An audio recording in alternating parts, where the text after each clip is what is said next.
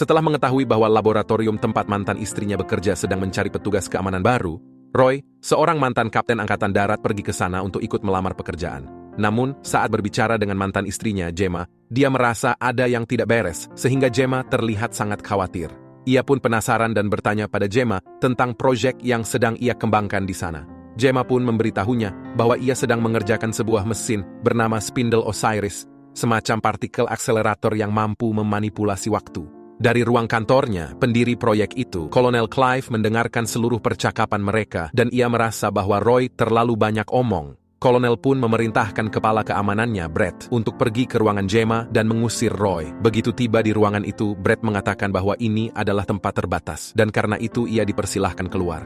Brett pun lantas mengatakan bahwa mereka tidak sedang membuka lowongan kerja sembari mengambil surat lamaran Roy, lalu membawanya ke kolonel yang kemudian memeriksa berkas tersebut. Kolonel lalu mengatakan bahwa Roy adalah orang yang harus diawasi dengan ketat. Kemudian ia memerintahkan Brett untuk menyewa beberapa tentara bayaran untuk menghabisinya. Di dalam lab, Gemma mengambil sedikit rambut Roy karena ia telah menyadari bahwa sang kolonel tidak suka Roy berada di sana. Ia memperingatkan Roy agar berhati-hati, dan saat itu Brett kembali dengan beberapa petugas keamanan untuk mengusirnya. Sebelum Roy pergi, Gemma memeluknya dan berbisik di telinganya bahwa dia meninggalkan sebuah paket di rumahnya dan mengatakan bahwa petunjuknya adalah Osiris. Tanpa memahami sepenuhnya apa yang baru saja terjadi, Roy pergi ke sebuah bar di mana dia bertemu dengan seorang perawat gigi bernama Alice dan minum sampai mabuk. Namun, saat gadis itu pergi, Gemma meneleponnya dan mengatakan bahwa saat ini ia sedang butuh bantuan segera. Kolonel sekali lagi mendengar segalanya dan berhasil memutus komunikasi tersebut. Bahkan sebelum dia dapat menjelaskan rencananya kepada Roy dengan baik. Gemma lalu menaruh potongan rambut Roy di dalam sebuah kapsul, kemudian menaruhnya di dalam mesin itu. Ia tidak tahu kalau sang kolonel mendengar semuanya, dan sekarang kolonel tahu kalau Gemma tengah berusaha mengkhianatinya.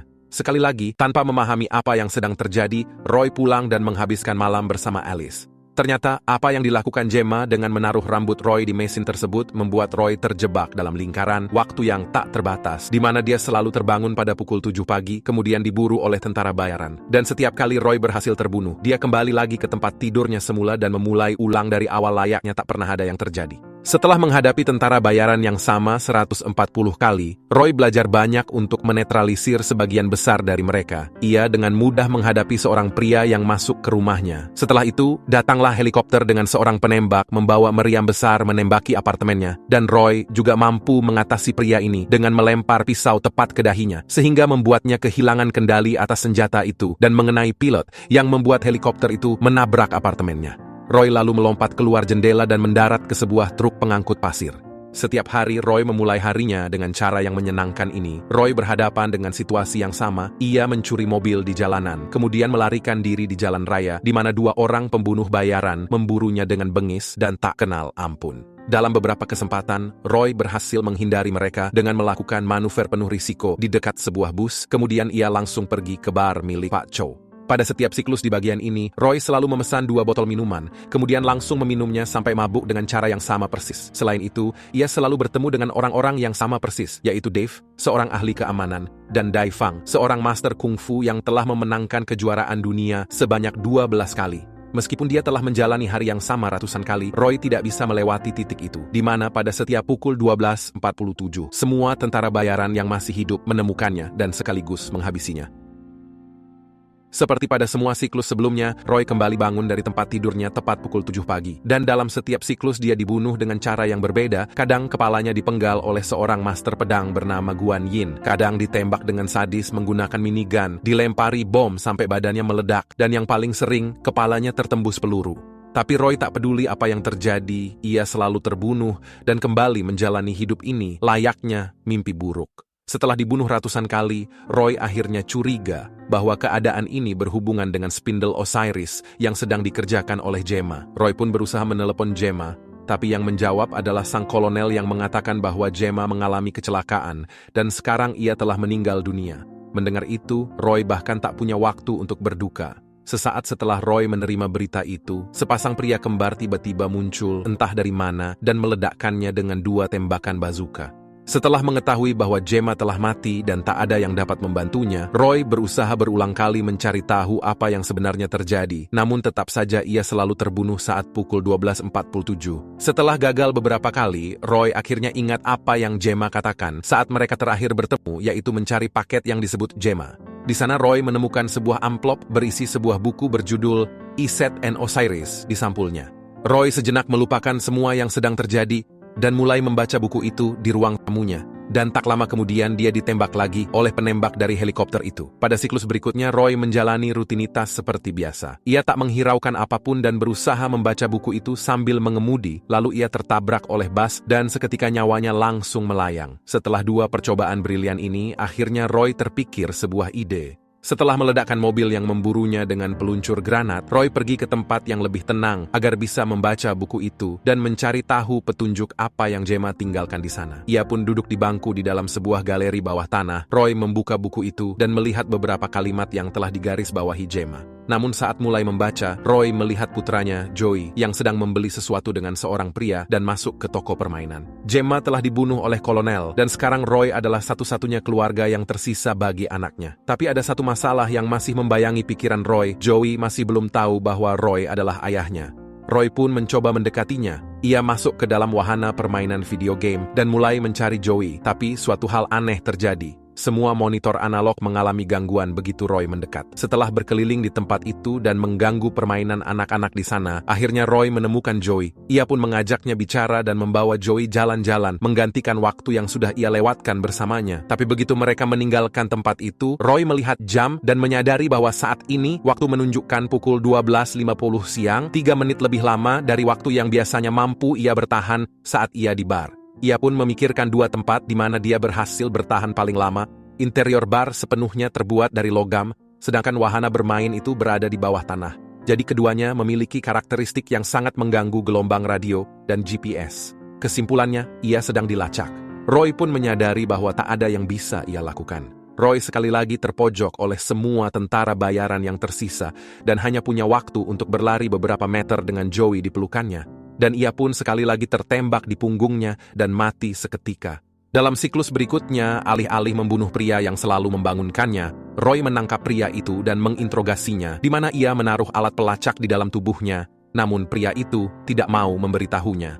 Roy lalu mendorongnya ke depan jendela di mana ia ditembak oleh minigun dari helikopter sampai hancur. Mengetahui idenya kali ini gagal, Roy beralih ke rencana kedua. Dia langsung menuju bar Pak Chow, kemudian pergi ke kamar mandi dan mulai mencari di mana pelacak itu berada di tubuhnya. Namun, ia sama sekali tak menemukan apapun. Sambil kecewa, Roy keluar dari kamar mandi dan memikirkan apa yang harus ia lakukan berikutnya. Setelah keluar, ia bertemu Dave dan menyadari bahwa Dave adalah seorang ahli keamanan dan sudah barang tentu mengerti banyak tentang pelacakan. Roy pun berbicara dengan Dave tentang alat pelacak dan ia diberitahu bahwa tempat paling umum untuk memasang alat pelacak adalah di salah satu gigi gerahamnya. Roy pun ingat bahwa mungkin perawat gigi yang ia kencani pada suatu malam itu yang memasang pelacak di giginya. Roy pun hendak melepas pelacak itu. Ia meminta Pak Chow meminjaminya tang dan pergi ke kamar mandi di mana dia mencabut giginya satu persatu sampai akhirnya Roy menemukan pelacaknya, namun sekarang sudah terlambat. Tepat pukul 12.47, salah satu tentara bayaran menemukannya di kamar mandi dan sekali lagi membunuhnya.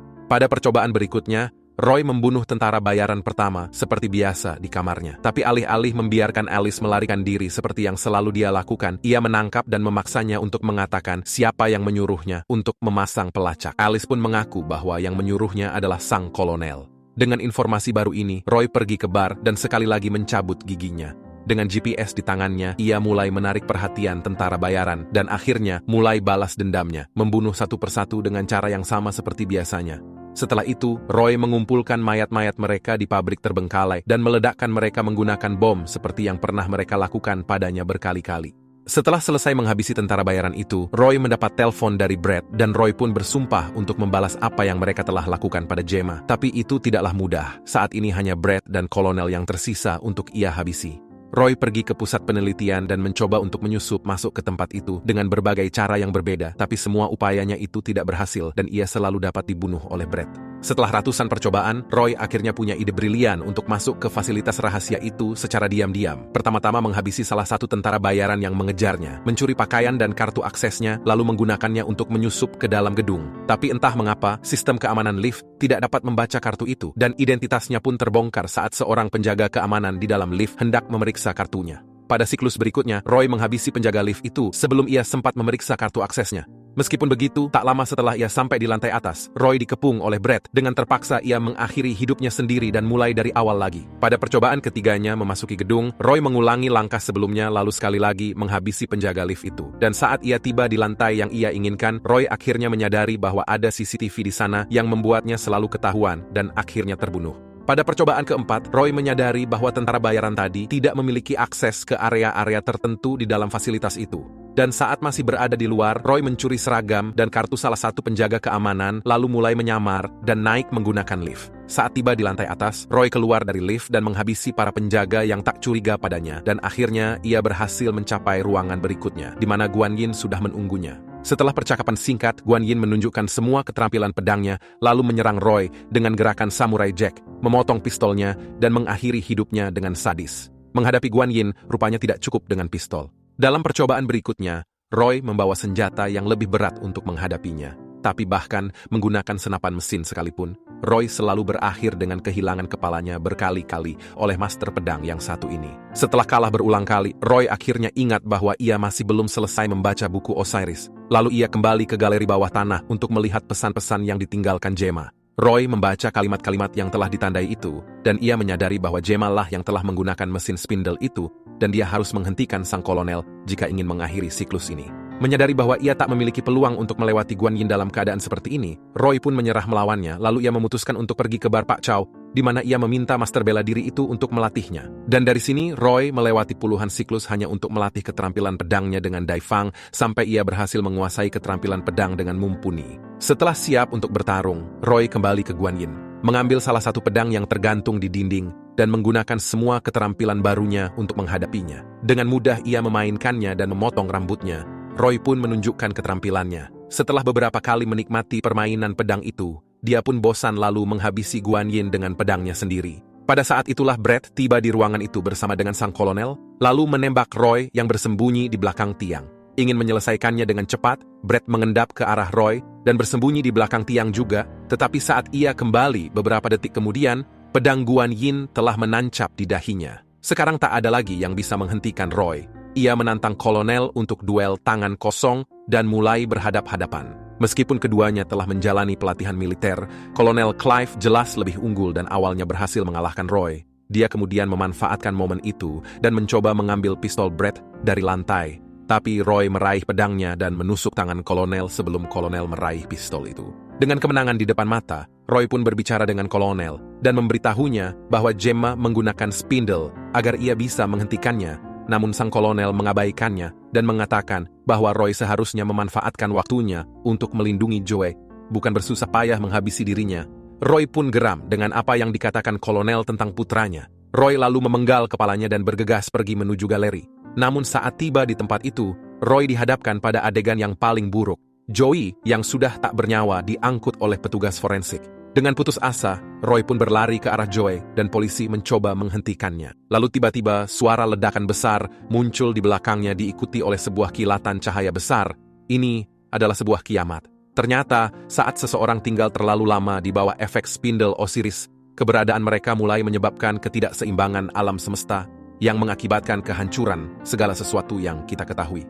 Meskipun ini adalah akhir dari segalanya, Roy sangat terguncang oleh kenyataan bahwa dia tidak bisa menyelamatkan Gemma dan putranya, sehingga dia hanya berdiri di sana menyaksikan segala sesuatu runtuh hingga ia kembali ke tempat tidurnya di awal siklus lainnya. Menyadari bahwa dialah penyebab kiamat tersebut dan sudah pasti ia juga kehilangan putranya, Roy menjadi sangat depresi dan hampir menyerah dalam memecahkan misteri di balik realitas yang berulang ini.